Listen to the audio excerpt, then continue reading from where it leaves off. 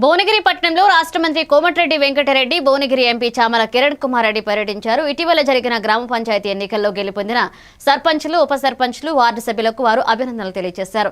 ఈ సందర్భంగా ఎంపీ చామల కిరణ్ కుమార్ రెడ్డి మాట్లాడుతూ ప్రజాప్రభుత్వ పథకాలకు పేద ప్రజలను చేరవేయడంలో సర్పంచ్లు కీలక పాత్ర పోషించాలని చెప్పారు.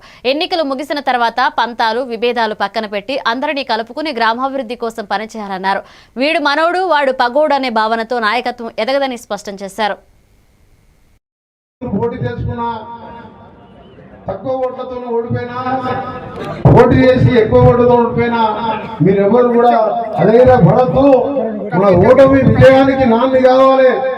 మీరు ఇలా ఓడిపోయినంటే ఆ గ్రామంలో మొదటిసారి ఎట్లా గెలవాలంటే ఓడిపోయినా మీరు ప్రజలనే ఉండాలని చెప్పి మీకు ఓడిపోయిన వాళ్ళందరికీ కూడా నా యొక్క అభినందనలు తెలియజేసుకుంటూ, పోరాటం చేసి ఓడిపోయిన మీకు ఎప్పుడు కూడా ఓడిపోయినామనో, పదవి పోయిందని చెప్పు, మనకు పని కాలేదని చెప్పు కేసీఆర్ అలిగి ఫామ్ హౌస్ లో అనుకోవద్దు.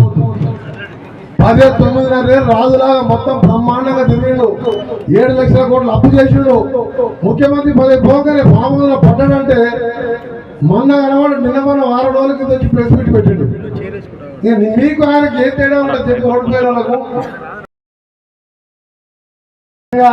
నూతనంగా గెలిచిన సర్పంచులకు ప్రత్యేకంగా నా తరఫున, రాష్ట్ర ప్రభుత్వం తరఫున, ముఖ్యమంత్రి గారి తరఫున మీకు శుభాకాంక్షలు తెలియజేసుకుంటూ, మీతో పాటు గెలిచిన వార్డు మెంబర్లు, మీతో పాటు మీరందరూ కూర్చొని ఎన్నికైన ఉప సర్పంచులకు కూడా